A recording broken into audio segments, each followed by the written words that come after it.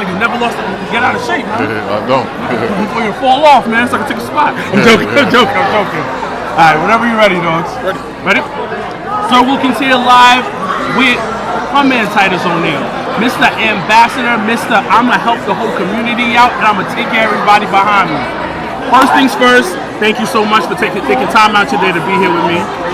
Also, I want to talk about one thing that it seems very important to you, the legacy that you're leaving behind. You have done so much community work in general.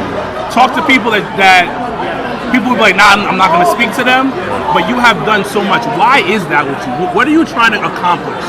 It's not about what I'm trying to accomplish, it's about what I'm grateful for. Okay. You know, I'm a product of a rape. My mom was raped at 11 years old, had me at the age of 12. I've been homeless. I was told I'll be dead or in jail by the time I was 16. And people invested in me when they had nothing to gain in return.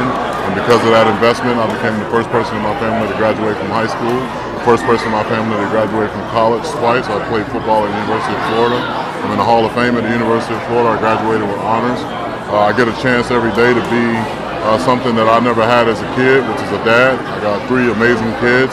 My youngest son just committed to the University of Florida. And my daughter's going to be she's playing Division I basketball up in Michigan at Oakland University. I'm actually leaving here because tonight is senior night, so after I leave here, I'm going to go ahead and see my daughter play her last home game as a senior at high school.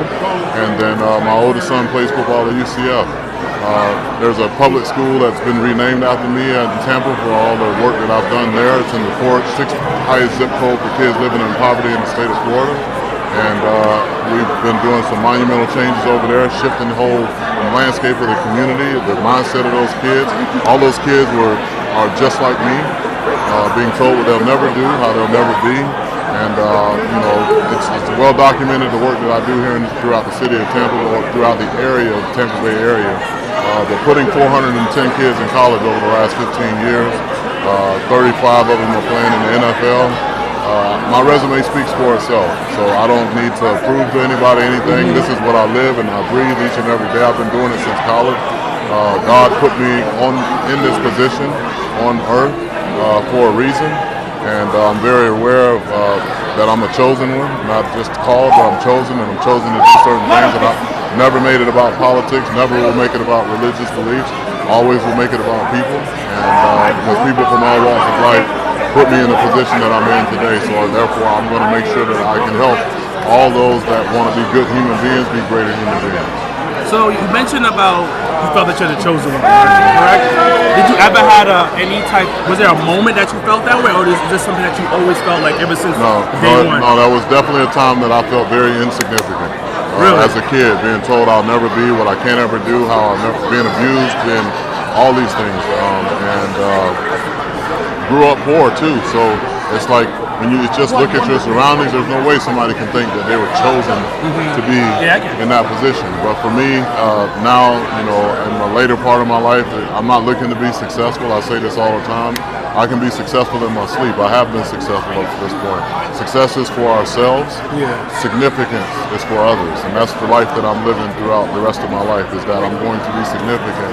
Because I could be the wealthiest man in the world and just die as the wealthiest man in the world, and people will say, oh, he was a wealthy guy. If I'm the wealthiest man in the world, but I've helped people throughout various different ways in life, and say, oh man, not only was he a wealthy individual, but he gave of his time, he gave of his talents, he gave of his resources. And I have, like I said, I have 3 kids, so I want to, the whole myth about black fathers not being present, that's a bold-faced lie, not just with me, but with so many other people. And I want my kids to not only their friends, but people around them to see that there are black heroes, and that they will too be presented as heroes, because I want to try my best to put them in a position to be a hero. Man, thank you so much for your time, man. I really appreciate it, and keep doing what you're doing. Yes, sir.